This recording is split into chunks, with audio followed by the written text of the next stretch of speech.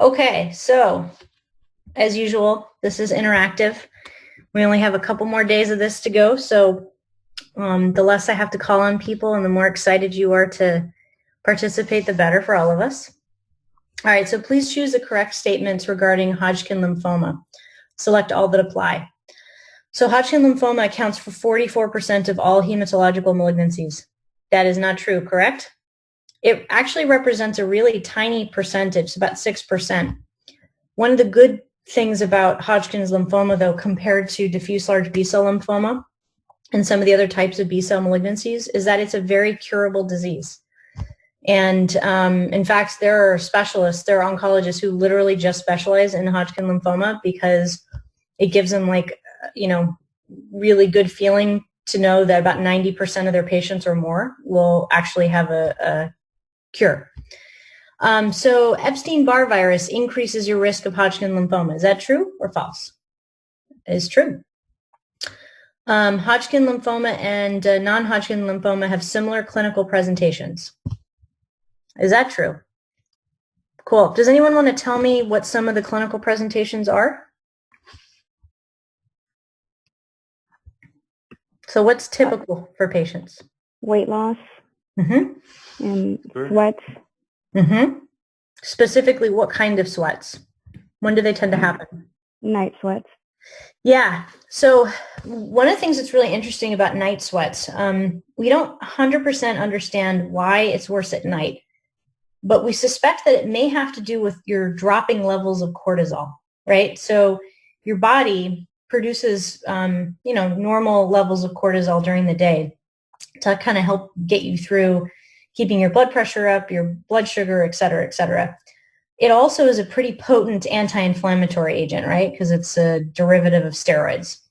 So we think that as your pineal gland tells your body to start getting ready for bedtime and your cortisol levels drop, that during the night, those levels are low enough that the inflammatory cascade is able to really ramp up. And that's probably why people have night sweats.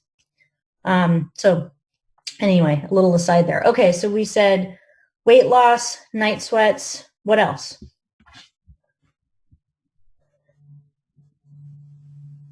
Fever, fatigue.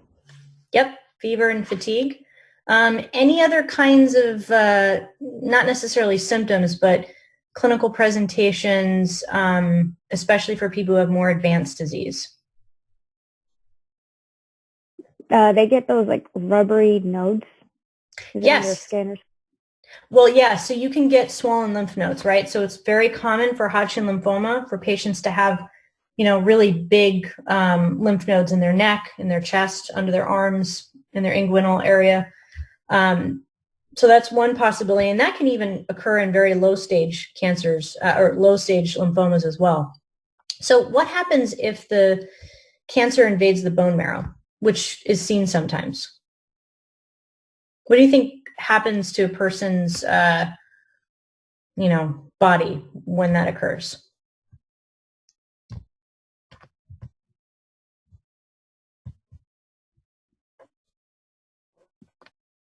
So what's produced in your bone marrow? Red blood cells, white blood cells. So if the cancer invades the bone marrow and disrupts that process, what else are we likely to see in terms of a clinical presentation? Like the anemia? Yeah, exactly. All the penias. So we'll tend to see thrombocytopenia, so decrease in platelets. We'll tend to see kind of other factors related to anemia. We might see low hemoglobin, low hematocrit, et cetera. And then in some cases, depending on when we catch the disease, so if it's early stage, we might see very high white blood cells. In the later stages of the disease, we might see very low white count and impaired infection response, things like that.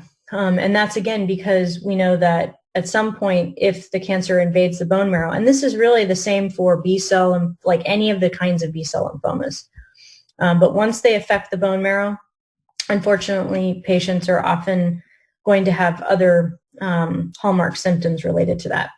Awesome. what else did you guys see when I talked about kind of um, a weird clinical presentation of lymphoma that can happen sometimes?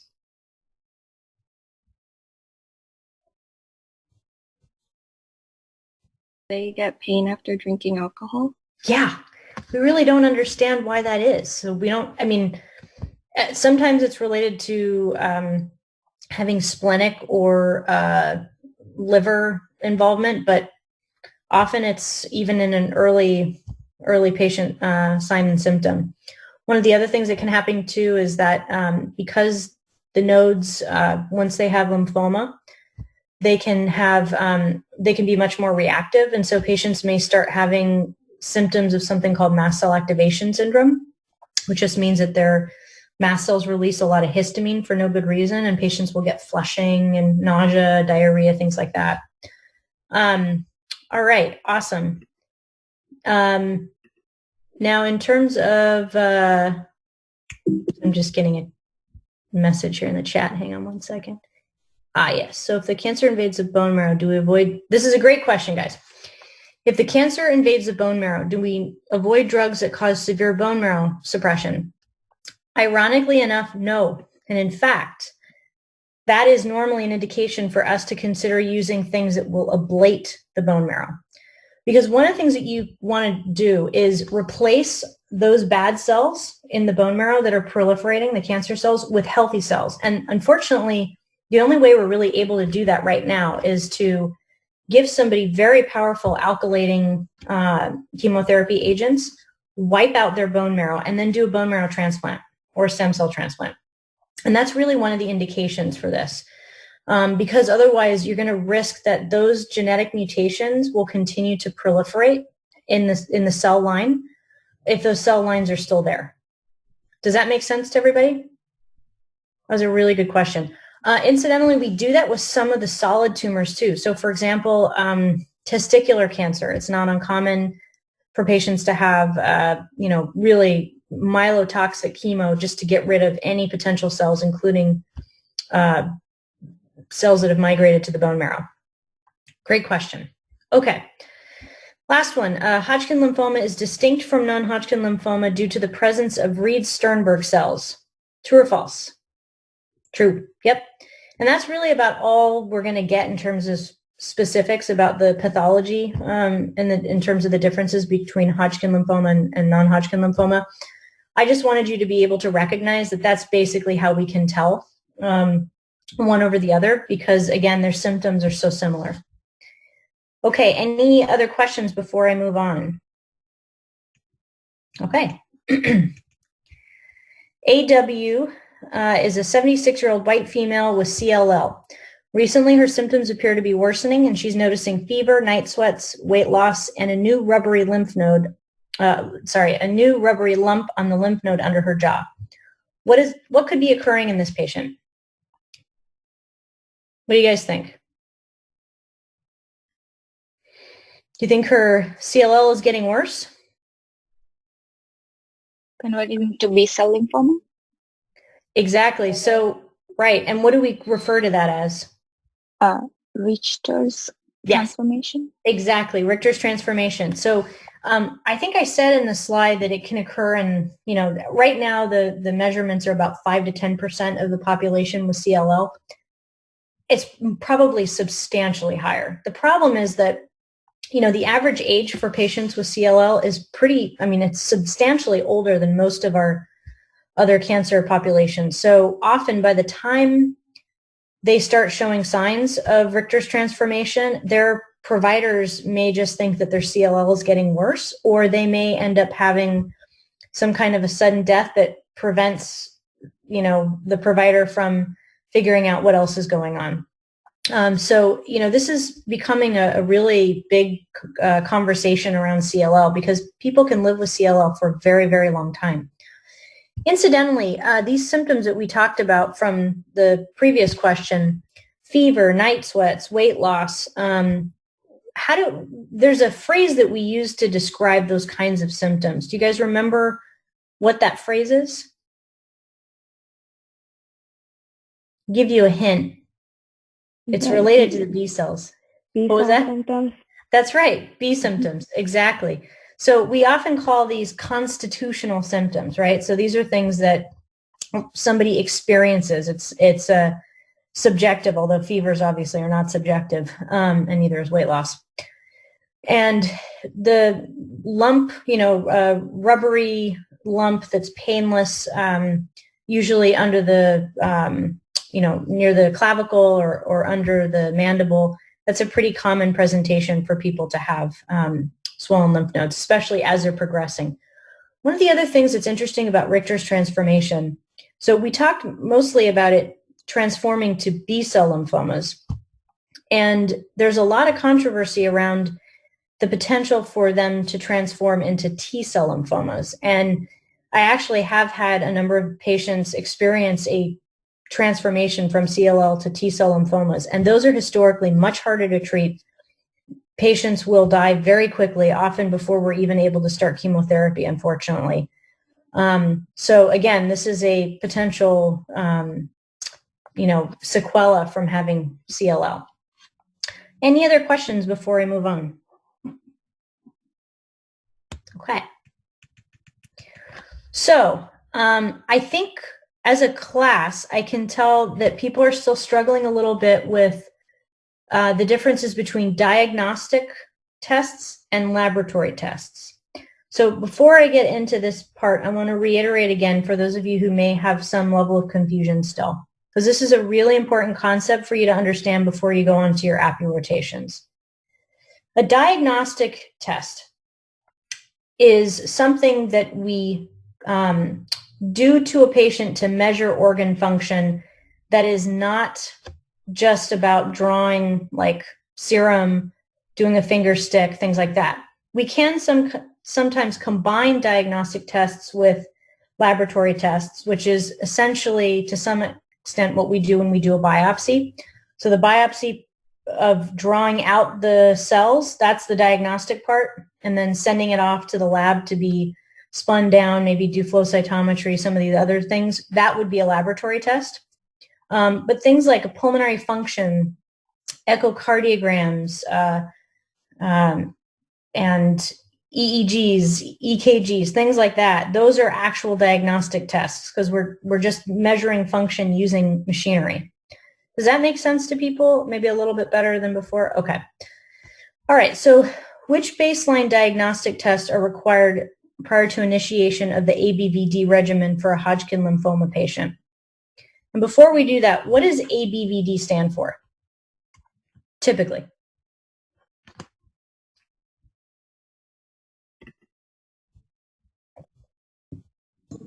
Adriamycin, bleomycin, vinblastine, dacarbazine. Exactly. Perfect. So we already have talked about adriamycin, right? That's the red devil that we started talking about when we were discussing breast cancer. So we know that it's an anthracycline. We know that there are some limitations around cumulative lifetime dosing that changes when you have radiation to the chest specifically. We know that it's cardiotoxic. We know that that drug is also a potent vesicant, which means that if it leaks out of a line, it can destroy the tissue around it. Bleomycin, we've talked about bleomycin is a very pulmonary toxic drug, right? So it can cause fibrosis, interstitial pneumonitis. It's one of the reasons why we are concerned about potentially giving growth factors, right? We had this whole activity on should we give growth factors for the ABVD regimen, knowing that there may be an increased risk of pulmonary toxicity associated with that. Vinblastine is a little bit new for us, but again, it's a vinca. And, really the major issues that we worry about with vinblastine are the neurotoxicity, to some extent, some bone marrow suppression. But the risk of neurotoxicity is really, really important. And dacarbazine is a new drug for us as well.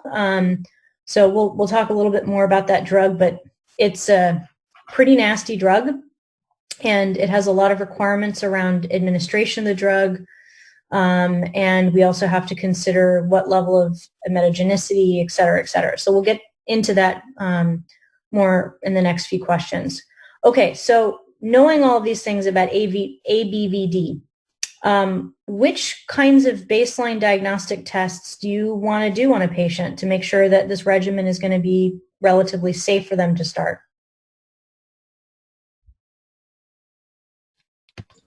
PFTs. Yep, PFTs, and that's because of the bleo, right? Okay. What else?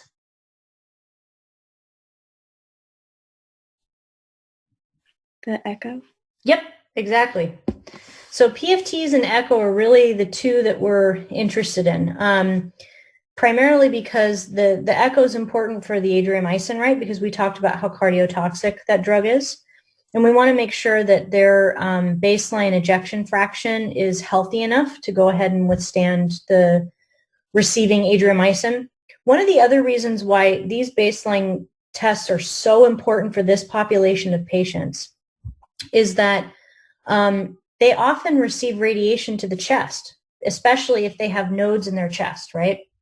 And so because we're combining radiation with some of these drugs that are very cardiotoxic and toxic for the lungs, we really want to make sure that we're not setting a patient up for having acute cardiomyopathy or the pulmonary toxicity. And in some cases, the bleo, will get dropped from subsequent cycles after usually a couple, maybe 2 or 3 cycles if the patient's had a really, really good response, because again, we're that worried about the lungs being affected by the bleomycin. Any questions about that?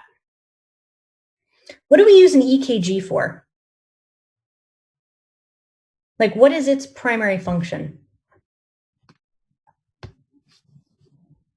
For arrhythmia? Yeah, exactly. So we use it to look at whether or not someone's in sinus rhythm, right? So we want to look at their rhythm, their rate. There are some bits of information that you can get from an EKG about the structural integrity of a person's heart. So for example, if they have a blockage, right, you can like ST elevation, or if there are some changes to the way their rhythm looks on the strip, you can get a basic sense of potentially where there might be some damage, but it really doesn't give you like a full picture of blood flow, of whether or not there may be a heart murmur, things like that. So the other thing that's very helpful about an echo is it gives us a sense of the size of the heart, and you can't necessarily get that information from an EKG.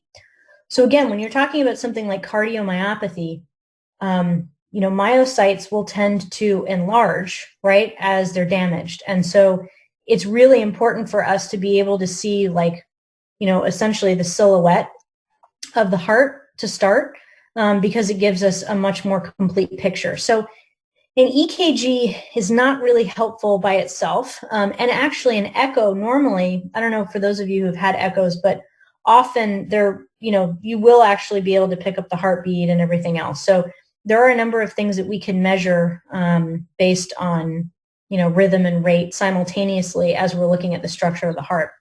What's an EEG? I know it's been a while since you guys had patient care 3. Brain activity.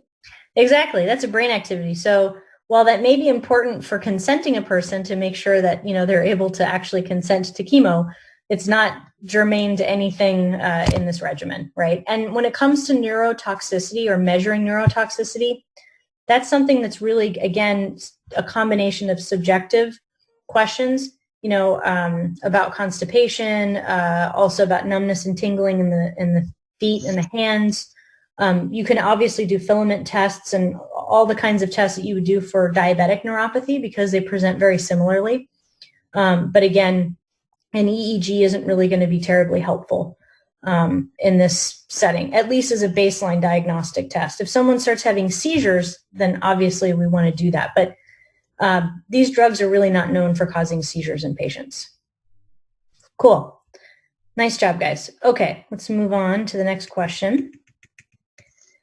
Okay, so QD is a 65-year-old cisgendered male with newly diagnosed stage 3 diffuse large B-cell lymphoma who has already undergone recent XRT to the bulky node in his mediastinum. So the mediastinum is right here, okay? So it's in the chest. Which of the following statements about the R-CHOP regimen is true? Okay, so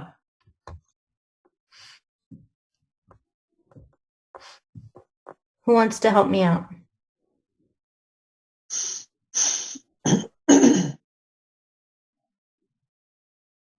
D. Anybody?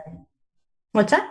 It's D, the last one. Yep, exactly. So he has a cumulative lifetime dose of 450 milligrams per meter square for the doxorubicin. So why is vinblastine can cause bone marrow suppression neuropathy? Why isn't that true?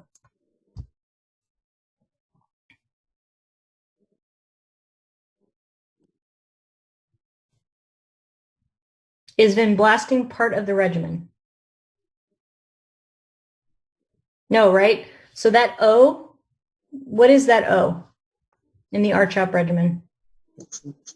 Vincristine, Oncology. Exactly. So it is true that vinblastine can cause some bone marrow suppression neuropathy, but it is not the vinca that we use. Now, interestingly enough, I don't know how familiar you are with some of the severe drug shortages that have been going on across the country for quite a while. One really severe one within the last probably 18 months has been an inability to get vincristine. So I don't know if you guys heard about that in the news, but people were making a lot of noise about it, especially for pediatric cancers. And because diffuse large B-cell lymphoma represents a pretty big swath of patients with hematological malignancies, there was a time where we literally could not get the vincristine for patients who were already on therapy. So then this question came about, can we interchange them, right? Because if you notice, carboplatin and cisplatin, we sort of consider them somewhat interchangeable. They might have slightly different efficacies or outcomes in different cancers, but for the most part, we do generally use them interchangeably. Not so much for the taxanes, but there is some discussion that maybe we can. So there was a study, like a small study that came out in Italy, where they actually substituted vinblastine for the vincristine and had reasonably good results. So in the future, it might be possible for us to do that interchange, especially if there's another shortage again. But it's hard to do these kinds of things to patients who are in midstream. And also, this is where the ethics comes into play. Is it okay for us to make a guess about someone's life and say, yeah, you know what, based on the mechanism of action and based on, the fact that we use it for Hodgkin lymphoma, why don't we just use it for diffuse large B-cell lymphoma instead? And the answer is, well, is it okay to dispense with the normal clinical trials, process and research question process, consenting and all that stuff for something that's a guess? I don't know. But I can tell you that there was a lot of discussion about it, and I think it's probably going to continue. All right, so cumulative lifetime dose of 400 milligrams per meter square for daunorubicin. Is daunorubicin in this? Nope. Okay. What about rituximab is a chimeric monoclonal antibody against CD38? Nope. You guys are already pretty familiar with rituximab. It is a chimeric monoclonal antibody, though. That part's right. And that's why it's got that X, right? And that's one of the reasons why Rituxan causes such intense infusion reactions, usually that first 1 to 3 doses. It's a combination of cytokine release syndrome, in part because rituximab is really cool because it doesn't just bind to the B cells and tells them to stop proliferating. It actually lyses B cells. So it's toxic to B cells. And the problem with that is when B cells lyse, they've got all their cellular contents, right? And those cellular contents get dumped into someone's plasma, into the periphery. And that has its own consequences. And that's kind of where we talk about tumoral lysis syndrome. And we'll talk a little bit more about that in a minute.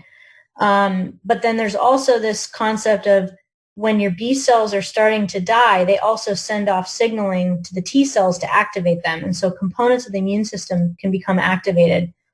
And that's one of the reasons why patients will get rigors and, chills.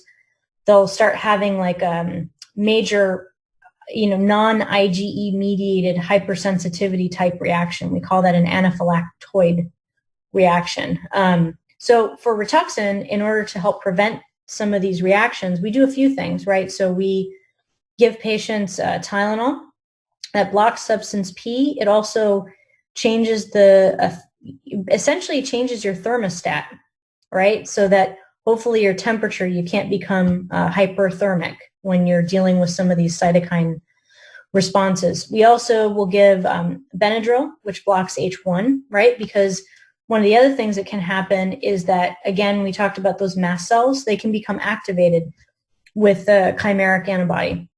And then we also use H2 blockers too, like Pepcid, for example. See, this is why Pepcid's my favorite drug. You can literally use it for anything. And in any cancer, right? This drug is magic. And it's super cheap too. So anyway, we also give steroids for a couple of reasons. We actually do for these patients give them both prednisone to take at home, and it's days 1 through 5.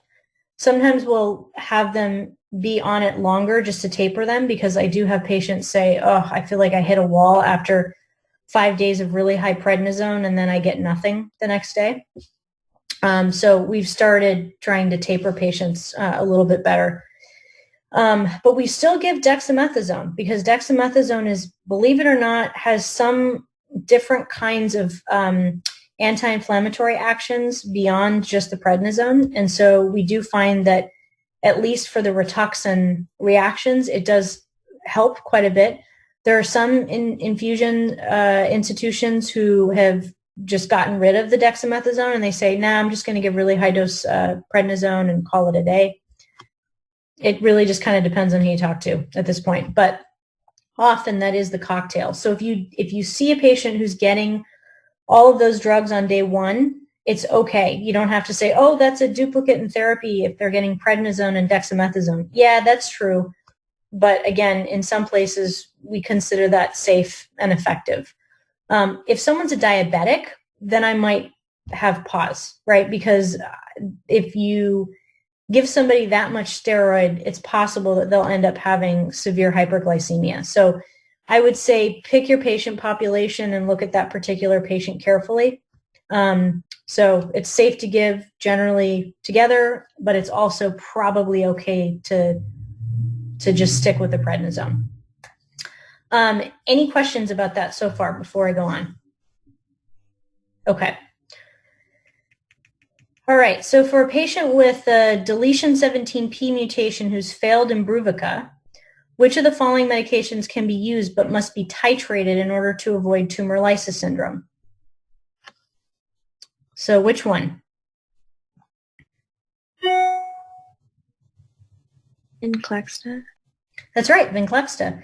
It's a really good drug. So we can use Revlimid, and for patients who have the 17p deletion mutation, that's one possible option, but that does not cause tumor lysis syndrome. And if it does, it's extremely rare.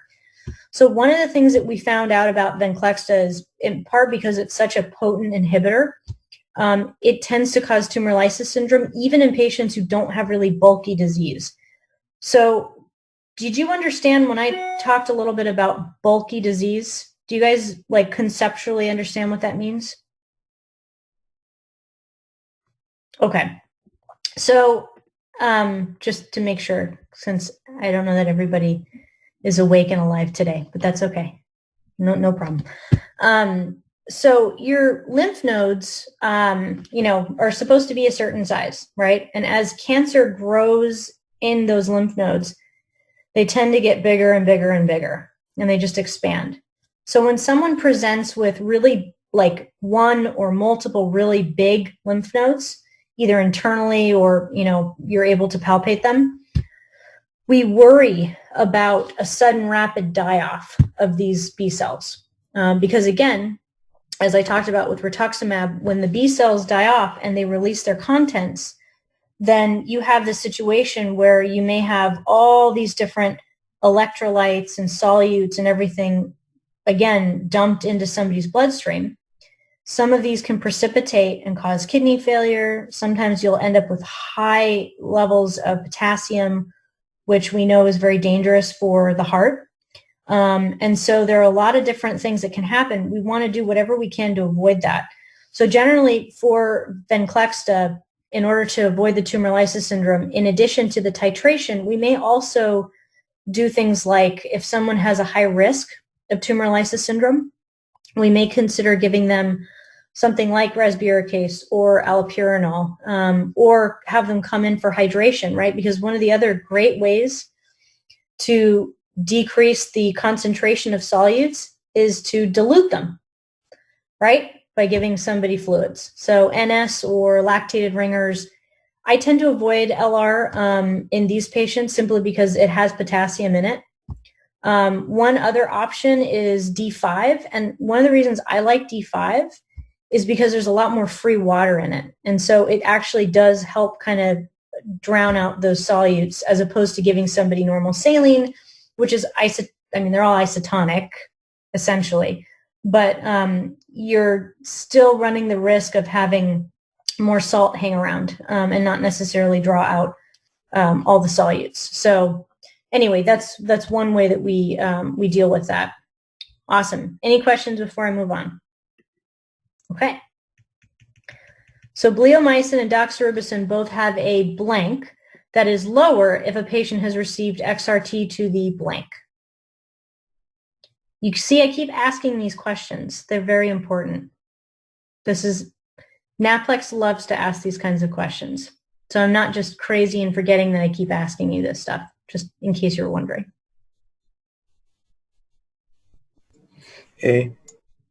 That's right. So cumulative lifetime dose and X-ray radiation to the chest. Exactly.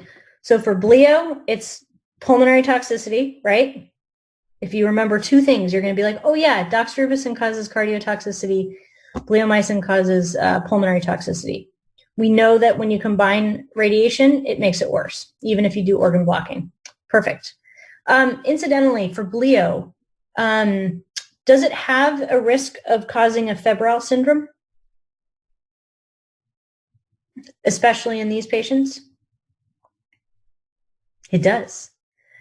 It actually does, which is one of the reasons why we give Tylenol as a pre-med and we give a test dose, right? So remember I talked about how with testicular cancer, we use bleo quite a bit actually, but we don't need to do a test dose for patients. One of the things that's really interesting about bleo and Hodgkin lymphoma, and we really don't understand the mechanism, when we give patients bleomycin and they have really bulky disease, so they have these big lymph nodes that are very active with proliferating cancer, we noticed that patients had these bizarre non-IgE mediated, again, anaphylactoid, almost like cytokine release syndrome type experience when we were giving them the infusion.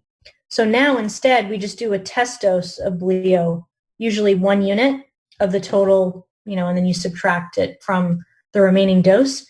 We give it to them. You can do a sub-Q or you can do IV push of 1 unit of bleomycin, and then we wait, and we usually wait about an hour. And if nothing has happened, then we go ahead and we start the remainder of the dose. And in general, what we'll do is we'll give bleo first. So what infusion centers will do is they will pre-medicate the patient with Tylenol. That's it. And then they'll give them the test dose. And then they'll wait an hour. And if everything's okay, then they'll give them the antiemetic pre-meds for the rest of the drugs. Because we really want to see if someone ends up having a reaction and know that it's just because of the bleo and not necessarily they're having a problem with Aloxi or Decadron or whatever else they're being given. So that's one way that we try and minimize any kind of confusion with that. Does that make sense to you guys? Cool. All right. So under some circumstances, vinca alkaloids like vincristine and vinblastine can be given intrathecally. True or false? False. Yes. I cannot scream this loudly enough. So unfortunately, this is still a problem, which is kind of ridiculous to me, but it's still such a safety hazard that we actually label, for those of you who work in the hospital and who've maybe compounded chemotherapy. I'm sure there are a number of you who have. Often the protocol is to put a sticker on the syringe that says not for intrathecal use, right? And a lot of institutions have multi-step processes for checking intrathecal chemo, and like you separate them out from the rest of the medications that are being brought into the patient's room or whatever it is. So we do all kinds of things to make sure that we don't accidentally give somebody one of these drugs intrathecally. When I started my rotation at the cancer center when I was in pharmacy school, about 3 or 4 weeks before I started, they had a young man who had lymphoma, and he actually had, he was starting to have some neuro symptoms of the lymphoma. And so they had decided to give him, the intrathecal medication. I think they were giving him intrathecal Ara-C and methotrexate. And he was also getting like a Vinca with his IV regimen. And a nurse mixed it up, and the pharmacist didn't double check it, and the patient received the Vinca into his Ommaya reservoir or intrathecally, and the patient died.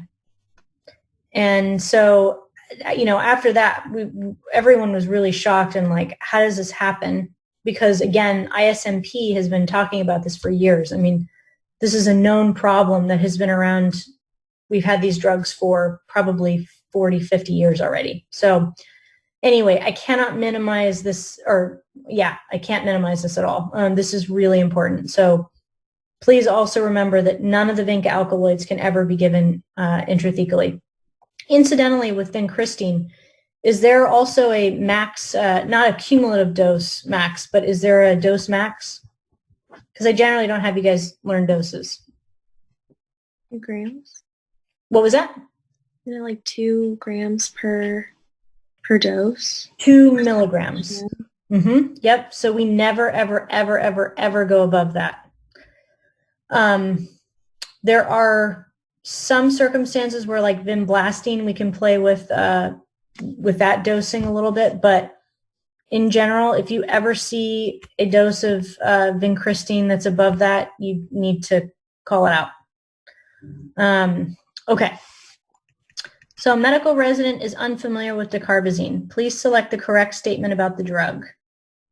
All right, so which one of these makes the most sense?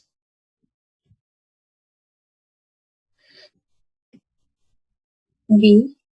That's right. So we have to protect it from the light, and it's highly emetogenic. The emetogenicity of dacarbazine is really interesting too, because I see it tending to cause more acute nausea and vomiting. So within the first 24 hours after a patient receives it, it's not uncommon for them to start having some difficulties. And then, of course, the adriamycin tends to cause delayed nausea and vomiting, so patients can be fairly miserable the first few days of chemo and after chemo. And then dacarbazine isn't really nephrotoxic, and it's not, I mean, it can be, but it's not cell cycle phase specific, right? So it's a non-cell cycle phase specific drug. Awesome. It can cause bone marrow suppression, and it generally does, which is one of the reasons why patients will have that substantial drop and they'll be neutropenic for most of their therapy. But it's not a vesicant, it's an irritant. And really the difference between a vesicant and an irritant to some extent is a bit of semantics, but it's widely accepted that vesicants will destroy tissue and will do it, kind of over time as the chemo works its way into the tissues and gets absorbed. It'll cause just, either permanent destruction and scarring, or it will cause substantial damage that takes a long time to heal from. Irritants really will cause local irritation, but not necessarily scar, right? So it could still be very uncomfortable for a patient, and we definitely want to treat irritants seriously. But it's not the same thing as a vesicant where we actually need to sometimes call plastic surgery or have someone else, get involved and repair the tissue damage. All right. Any questions about that? I have a general question. Yeah. Okay. For that medication, it says protect from light Mhm. while it's infusing. So Mhm. is that generally the same thing with other chemos that say protect from light? They're supposed to be protected from light during infusion?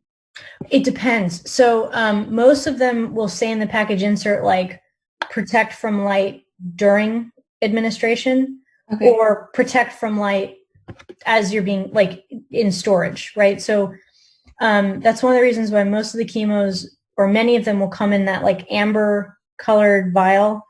Right. Yep. And that's just protecting them from, being destroyed from UVA, UVB, UVC light that still makes its way into buildings. Okay. Yeah. So there are only a few drugs, to be honest with you, in oncology where we actually have to cover them when we're administering them. And dacarbazine is really probably, yeah. And I don't know if you guys have seen them, but they have, like, the amber bags that they'll kind of attach to it and cut out, like, sometimes you'll do this funky thing where they'll cut out the bottom so that the IV line is able to go underneath. But this is kind of one of those, like, classic must protect from light during the infusion. Okay. Thank you. Awesome. Yeah, great question. All right. So a patient comes to your pharmacy to fill medication for his upcoming chemo. He is recently diagnosed with DLBCL and will be starting R-CHOP. We're talking about this a lot, right? Because this is a very common regimen.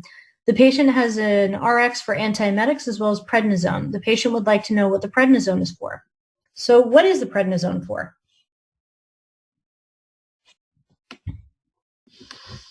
And is it part of R-CHOP? It's part of the regimen. It is, yeah.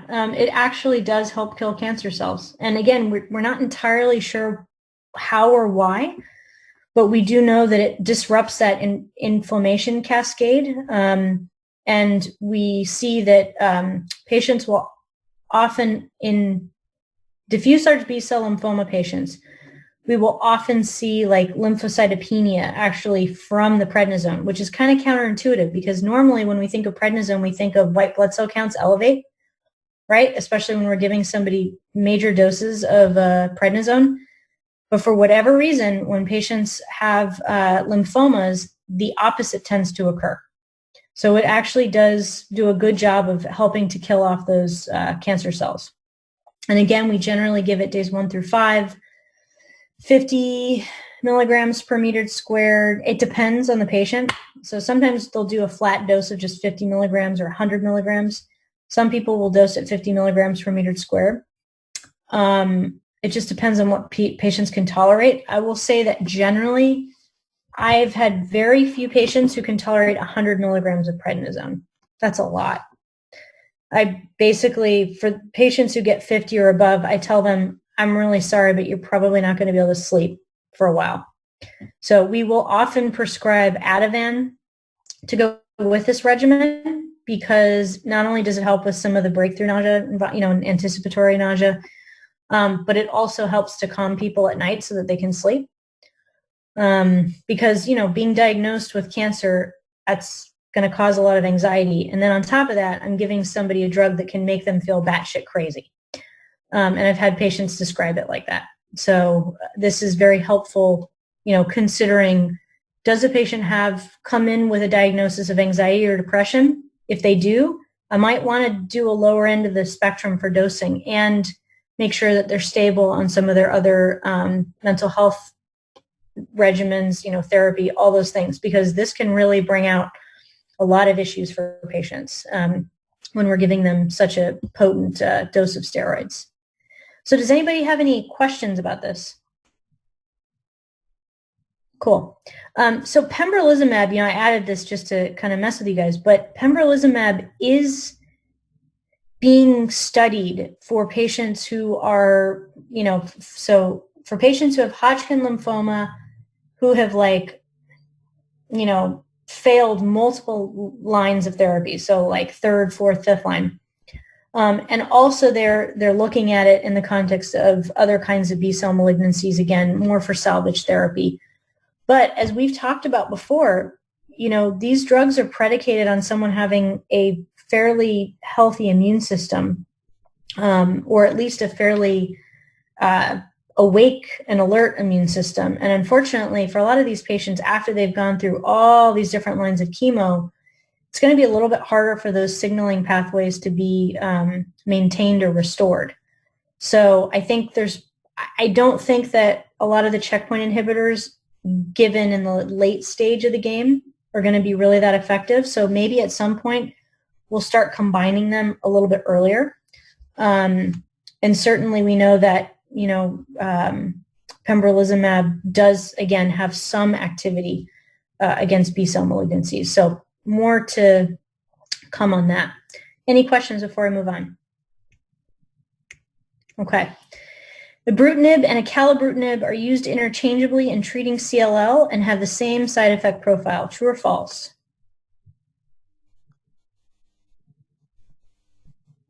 What do you guys think? Just a me too? False. False. That's right. So they are both Bruton tyrosine kinase inhibitors. Say that like 10 times fast. Actually, it's a good party trick if you really want to impress people. So they are, even though they're very similar, acalabrutinib actually has a much stronger binding affinity,